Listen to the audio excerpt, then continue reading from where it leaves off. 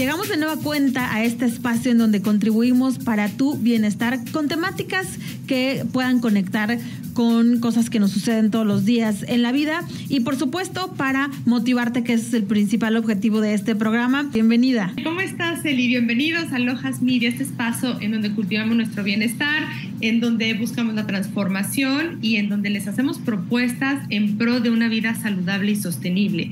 Lista también para que en estos momentos de convivencia familiar monitoren cómo está también todo el tema de bienestar, cómo están sus relaciones, cómo va su vida. Hoy en la mañana estaba escuchando un ejemplo increíble de la vida que ahorita te voy a explicar, te voy a contar para que lo apliquen. Sí, y hay muchos ejemplos de vida. Creo que en el día a día, en las carreras de vámonos a la escuela, al trabajo y todo, a veces es complicado darse ese tiempo y ese espacio para verdaderamente analizar cómo estamos en este estilo de vida, que al final se convierte en una tarea que se las dejamos cada fin de semana, esta tarea de aprender, emprender este estilo de vida, llevarlo a la práctica, sumarlo con la familia, con los amigos y, por supuesto, desde arriba, lo hemos hablado en otros programas, con los colaboradores, que desde la semana pasada concluimos que las empresas que tienen colaboradores felices son familias felices, ¿no? Y pues familias felices contribuyen a esta sociedad que buscamos con este estilo de vida. Pero para llegar a todos estos temas y todo lo que hemos platicado en ya otros episodios o programas de radio, todo generalmente pasa por una catarsis, ¿no? O por situaciones o por enfrentamientos para decir, de este punto voy a mejorar, ¿no? ¿Qué es lo que tengo que mejorar? ¿Cómo podemos dar ese brinco a este estilo de vida que no estoy viendo?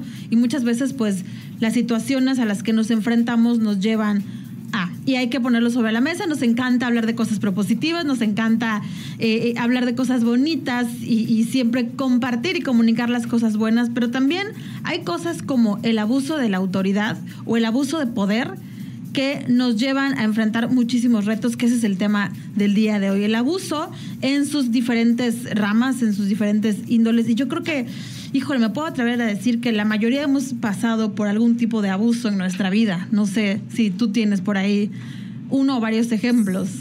Sí, pues mira, la verdad es que en efecto yo creo que todas las personas nos hemos enfrentado a algún tipo de abuso. Aquí lo más importante es, vuelvo a lo de siempre, ir viendo cómo respondes o reaccionas tú ante eventos como ese. Evidentemente hay tipos de abuso ilimitado y nos va a explicar cosas que trascienden, ¿no? Cualquier situación que nosotros habíamos podido vivir, pero siempre hay que estar muy atentos a qué estamos nosotros permitiendo, qué estamos nosotros causando. ¿Por qué? Porque creo que cuando entendemos lo que es un abuso y no normalizamos situaciones que en el día a día pareciera que son lo más común, pues entonces podemos realmente poner los límites que se necesitan. Ahora, lo que decías tú de la vida hace rato y de que transmitimos aquí cosas lindas, yo quería ponerles un ejemplo de hoy que estaba pensando en la mañana, antes de entrar de lleno al tema del abuso de poder. Y estaba escuchando una masterclass con Enrique Delgadillo, que a lo mejor lo conocen por ahí. Creo que tú lo conoces bien, ¿no? Claro, justo. Sí. Tuvimos la oportunidad de trabajar con él. Puso un ejemplo increíble de la vida y de lo que puede significar una de las áreas en tu vida. Entonces, habla de un helado, ¿no? Y dice, imagínate que tú te estás comiendo un helado en un cono súper crujiente, el sabor favorito de tu vida, súper cremoso, delicioso, perfectamente bien hecho, y le ponen una cerecita, ¿no? Y entonces de repente estás comiendo el helado, pero llega alguien y te roba la cereza. Y dices, bueno, pues te llevo la cereza, pero yo estoy feliz con mi helado. Pero si ese helado está en un cono que es completamente rancio, de un sabor que no te gusta, pasado ya, caduco, y llega una cereza perfecta, pues obviamente si alguien llega y te roba esa cereza vas a decir, pero mi cereza, porque es lo único lindo que tenía el helado. Entonces me encantó la metáfora porque creo que cuando cultivamos nuestro bienestar, cuando una de las áreas tambalea, pues ya no hay tanto problema, ¿no? Uh-huh. Claro, no es como ir desde cero, ¿no? Puedes decir, me puedo agarrar de esto para verle el lado bueno. Y creo que así hay como muchas metáforas y pues gente que comparte estos contenidos con los que conectamos de alguna manera. Y ligándolo con abuso, ¿no? Uh-huh. Esto estamos diciendo, porque cuando de repente tú cultivas en tu vida el área profesional, el área espiritual, el área social, el área familiar, el área física, de salud, pero de repente hay algo en donde no la estás pasando bien y sufres algún tipo de abuso, es muchísimo más fácil como recobrar este poder que habita en nosotros y decir, no lo voy a permitir. Pero cuando tú no cultivas todas las áreas y de repente te enfrentas a una situación de abuso, vas a sentir inclusive a lo mejor que lo mereces, porque tu autoestima está completamente desatendida. Entonces, por eso es importante, creo, esto que estamos tocando. Y pasa desde que eres niño. Todo esto comienza desde la niñez. También hemos coincidido en que ahí empieza todo este desarrollo emocional para poder enfrentar y tener este estilo de vida. Cuando eres niño, pues no sabes que se llama abuso de poder, pero lo enfrentas, a veces con los maestros, a veces con los mismos familiares, los padres de familia, etcétera. Y conforme vas avanzando en la vida, te vas dando cuenta hasta dónde puede crecer, ¿no? En la pareja, en las relaciones de amistad, entre las mismas mujeres, entre compañeros de trabajo. Y se ha escuchado mucho este tema de abuso de poder desde los gobiernos, ¿no? Desde las personas que están en lo más alto y más arriba se lleva, por supuesto, a la parte de la política, y también ha sido pues una lucha. Hay muchas leyes que se han sumado y muchas causas, etcétera, para contrarrestar y para saber pues cómo denunciar, cómo legislar, y se ha hecho un gran trabajo, ¿no? Entonces, como siempre, pues el trabajo es de todos como sociedad, desde donde estemos parados. Sí, y creo que es muy importante que entendamos que empieza en las estructuras nucleares, como es la familia y las empresas. ¿Por qué? Porque si tú desde la familia hablabas de los niños, desde que tú estás criando a un niño y le das como autoestima y fortaleces como todos estos procesos, él va a aprender a no estar en un entorno de abuso. Poco probable que en su vida permita. ¿Le puede suceder? Sí le puede suceder. Sí puede haber un intento de abuso, pero a lo mejor va a tener mucho más herramientas para no permitirlo. Exactamente lo mismo a las empresas, ¿no? O sea, cuando hay todos estos programas de bienestar en donde a la gente se le hace saber cuáles son sus derechos, son claras las políticas, hay equidad en oportunidades y demás, evidentemente también la gente empieza a desarrollar como este conocimiento, se informa, y entonces si vienes de familias en donde se fortalezca esto, de empresas en donde también de una u otra forma se toque el punto, cuando llegas al tema gobierno, pues ya la gente está más informada, ¿no? Por eso decimos siempre que la educación es lo más importante. Claro, es tu mejor herramienta y tu mejor arma. Y a veces hemos hablado aquí de los emprendedores y que se lancen sin miedo, etcétera. Y precisamente el miedo juega un papel muy importante, porque para mí, que en el tema del abuso, que no es como algo en lo que yo haya profundizado, ni temas a los que esté relacionada constantemente, porque mi entorno, el estilo de vida me hacen mirar hacia otro lado, pero para mí que está basado en el miedo y las amenazas. Evidentemente porque está construido porque tienes un poder más alto. Entonces tienes a la gente con miedo y amenazada. Eso es como en general las dos palabras que para mí coinciden y están en la línea del abuso. Y el miedo te puede paralizar, te puede hacer no hablar, no reaccionar. Y la desinformación, porque ahorita estamos hablando de un contexto muy claro, pero tú puedes llegar a un aeropuerto y en migración alguien puede abusar, ¿no? ¿Sí? De su posición. O a mí, yo lo he pasado en los arcos de seguridad, cuando pasas con tu maleta, también de repente hay ciertas conductas de abuso, en donde si tú no entiendes realmente cuáles son tus derechos y no te informaste de lo que puedes llevar o de lo que no puedes llevar, entonces sí puedes ser sujeta a eso. Entonces, por eso te digo que la información, la educación, como entender bien cuáles son siempre nuestros derechos en cualquier contexto, es de las cosas más importantes. Sí, fíjate que también tuvimos una entrevista con Ernest, en donde al final concluyeron que la preparación también te ayuda mucho a enfrentar este tipo de situaciones, ¿no? En este caso, por el tema de género. Y que también se convierte en... La educación te ayuda a ganar el respeto. Sí. Y la educación viene de la mano con lo que decías, la información, la preparación, etcétera. Te ayuda a enfrentar muchísimas cosas. Nos pareció muy interesante y debemos de confesar que cuando estuvimos como conversando, peloteando este tema, cómo le ponemos al tema, cómo lo traemos, nos dio como un poco de híjole, porque son temas muy serios y nuestra invitada nos va a contar situaciones que ella misma vivió, que vio, por las que luchó, a lo que le llevó a escribir un libro que verdaderamente te sorprenden, te ponen la piel chinita y que pues al final a nosotros nos deja la reflexión. Sí dijimos, híjole, ¿cómo abordar este tema que no suene tan fatalista ni tan difícil, pero son esos temas de los que hay que platicar, esas temáticas incómodas. Importante de traer a la mesa, pero sobre todo aprender acerca de estas historias para evitar el abuso en cualquier esfera, en cualquier situación de vida. ¿Y quién mejor que nuestra invitada al día de hoy, a la que saludo con muchísimo gusto y agradezco la conexión, el tiempo y la comunicación? Brenda, qué gusto saludarte. Bienvenida a Lojas Media. Hola, muchas gracias y muchas gracias por la invitación y sobre todo por el interés en el libro y en la historia del libro, ¿no? Muchas gracias. Les voy a contar a nuestros radioescuchas que quién eres, porque Brenda es toda una profesional que pasó una situación de vida que sin miedo, sin tapujos, la está contando en su libro que ya les mencionábamos al inicio del programa y que de verdad lo tienen que adquirir. Brenda, nacida en Los Mochis, Sinaloa, ella es licenciada en Ciencias de la Comunicación precisamente y maestra en Administración de Negocios.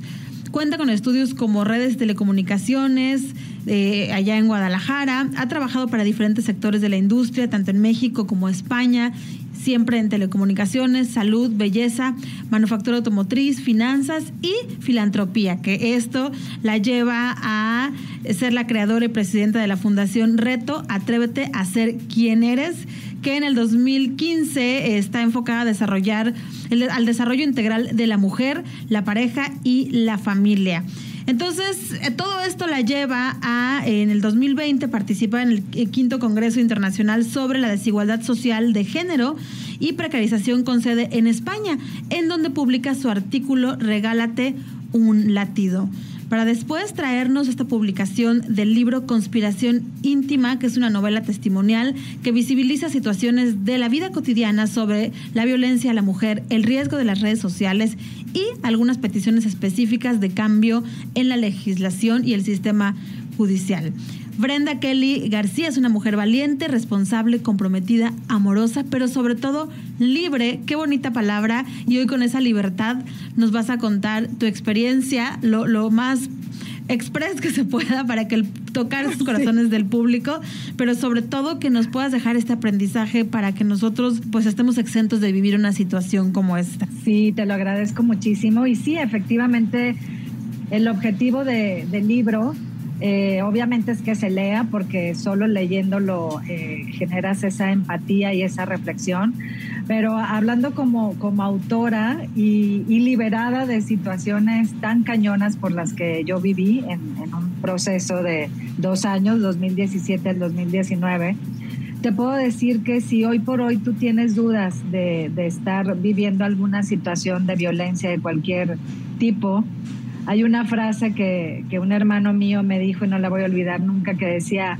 si tienes duda, no dudes. O sea, sí, si ya tienes una duda que te está ahí carcomiendo el cerebro y el corazón, es porque sí estás pasando por una situación que te está haciendo una persona vulnerable en ese proceso y que tienes que buscar ayuda siempre. Y no es con la familia, porque la familia, al tener tú mismo sistema de creencias, difícilmente te van a creer que estás pasando por una situación de violencia de cualquier tipo, ¿no? Tienes que buscar profesionales que vean tu historia y tu sentir con mucha distancia crítica y de manera objetiva para que te ayuden a salir.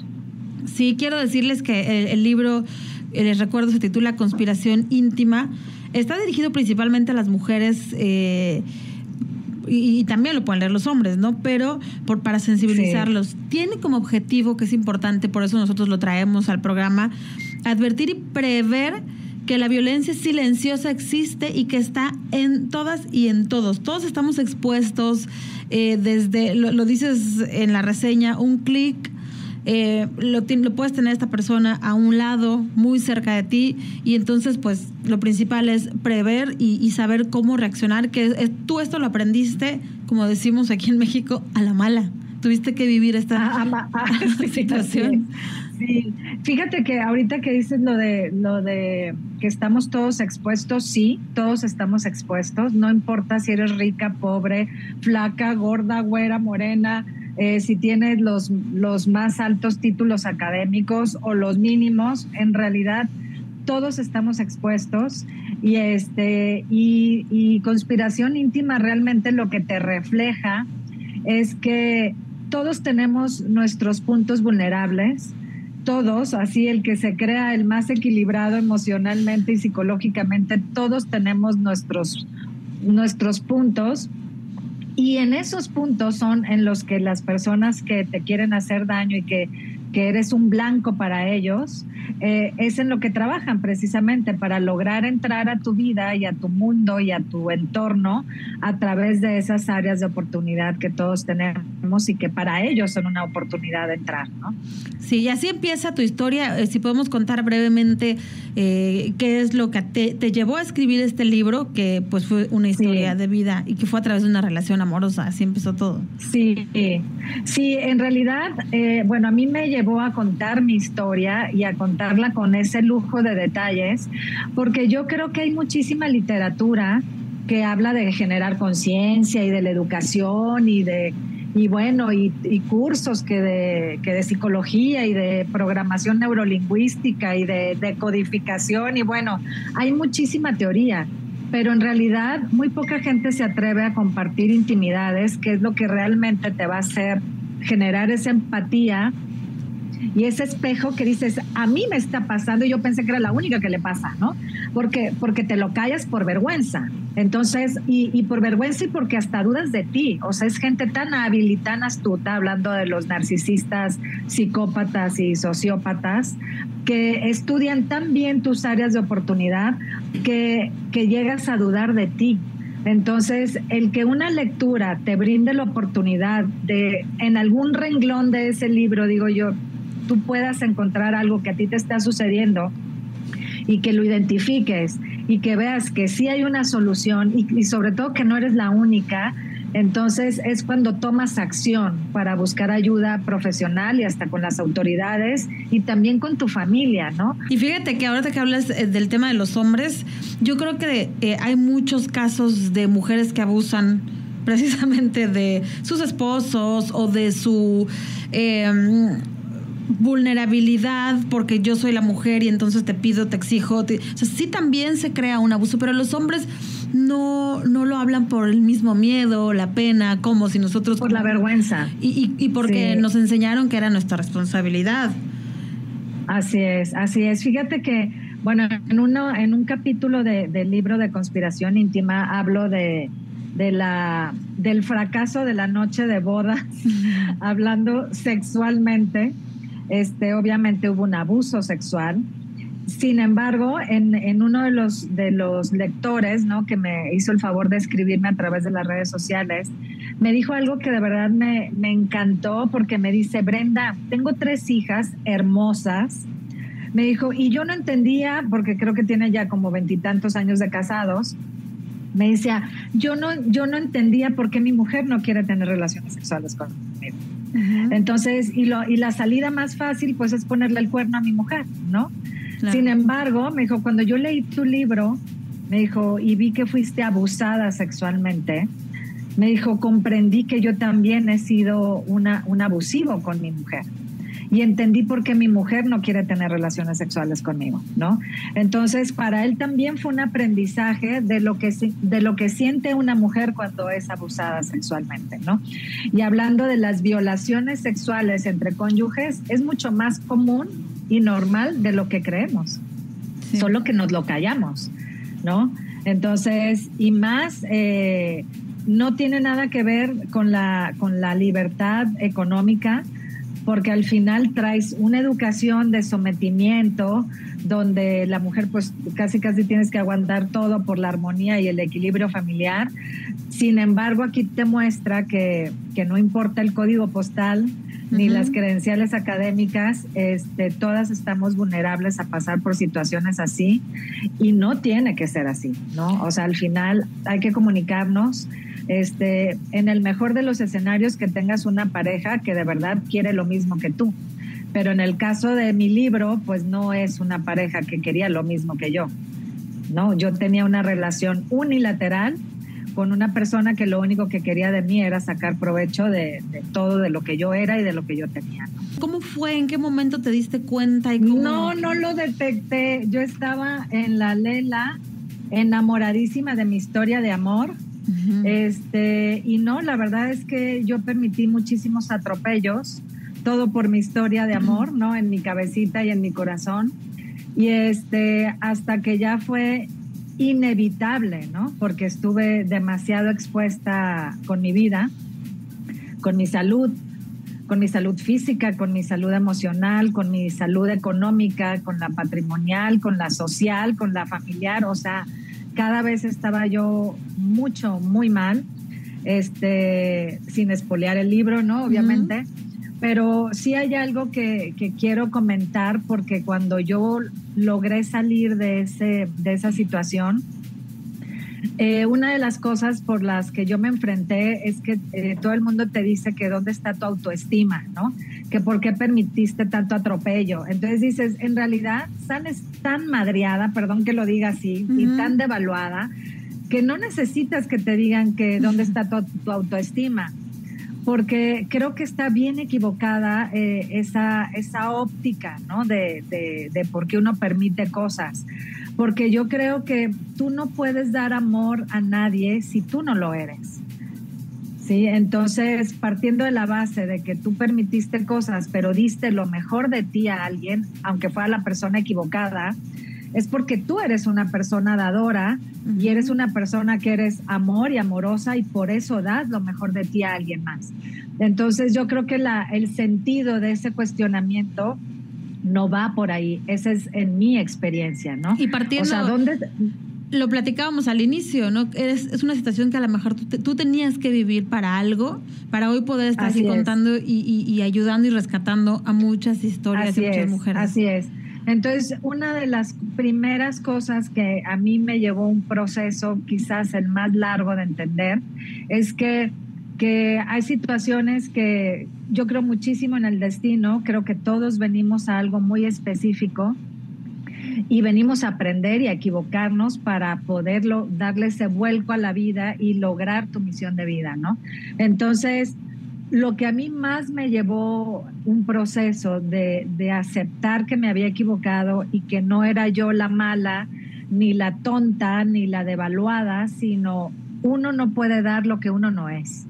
Entonces, el problema realmente lo tiene el otro por no recibir en amor el mismo amor que uno le da al otro, ¿no? Entonces, ¿qué falló? Obviamente falló un análisis, falló el levantar las antenitas y ver lo que estaba sucediendo, pero eso también responde a una educación, ¿sí? O sea, a las mujeres nos educan en un mundo rosa, y yo digo en un maravilloso mundo rosa, y donde no ves más allá de lo que no te educaron y de lo que no te enseñaron en tu casa, ¿no? Que ahí es cuando uno tiene que agradecer a sus papás por la educación que te dieron, o a la persona que te haya dado la crianza, ¿no? Porque te educan como una persona honorable, como una persona digna, con una persona dadora, con principios, con valores, y nunca esperas que va a haber alguien más con una agenda oculta que te quiere joder la vida, ¿no? Entonces, ya partiendo de ahí, ¿cómo vas a ver algo que tú no creciste en ese mundo y en ese entorno, ¿no? Entonces, ese es el aprendizaje que uno tiene que llevar, ¿no? Decir, bueno, me equivoqué en la elección, pero no en lo que yo hice para que esa relación funcionara, ¿no? Das lo mejor de ti, y si el otro no recibe lo mejor de ti y no actúa en consecuencia, ¿de quién es el problema? ¿Será tuyo o será del otro? Obviamente es del otro, ¿no? Entonces, ¿en dónde parar? Ahí es el aprendizaje, ¿no? Sí. Y lamentablemente, por más literatura, que era lo que hablábamos en el espacio anterior, pues por más literatura, cada quien trae su proceso de vida y su aprendizaje a un ritmo que, por más que leas, pues solo viviéndolo y experimentándolo es cuando va a llegar el momento oportuno de salir de esa situación. Y me dices que en una siguiente publicación vas a contar cómo fue, cómo paraste. En muchas historias salen huyendo o enfrentaste. Sí, claro, mi caso fue igual. Yo salí huyendo, súper perseguida, porque es una historia que no nada más muestra a un cónyuge malo, ¿no? Sino había más personas implicadas para hacerme daño, ¿no? Entonces, por supuesto que salí huyendo, y estuve huyendo muchos meses, porque porque sabes que tu vida está en riesgo, ¿no?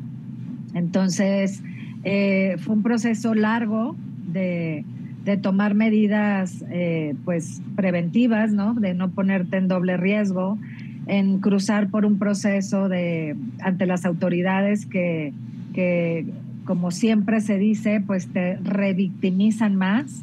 Entonces de ahí vienen las peticiones de cambio en mi libro, o sea, peticiones de cambio en la legislación, en el sistema judicial, en la atención que te dan, porque creo que hay muchas áreas de oportunidad que se pueden mejorar y obviamente cambiar algunos artículos y hay algunos convenios que hay con gobierno por parte de instituciones financieras, por ejemplo, donde el robo entre cónyuges pues es un abuso de confianza y no es un robo, ¿no? No es un delito. Entonces, hasta tu vida misma, ¿no? Entonces, es un proceso que vives en paralelo, el sanar heridas, el enfrentar a las autoridades, el reconciliarte contigo, el perdonarte que la regaste, pero la regaste no en lo que diste, sino con la persona equivocada, ¿no? Sí. O sea, yo siempre he pensado, uno nunca se debe de arrepentir de lo que das, porque lo que uno da, lo da con el alma y con el corazón, ¿no? Entonces,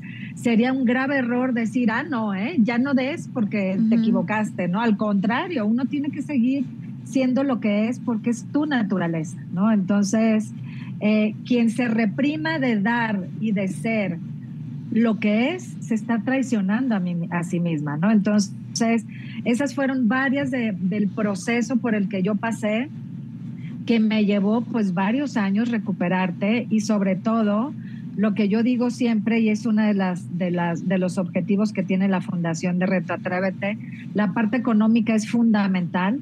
No puedes ser dependiente de nadie. Así ganes poquito o medianito o muchito, tienes que ser independiente porque la libertad económica te hace libre de tus pensamientos. Entonces, de otra manera, si tú dependes de tu pareja es tan falible como tú.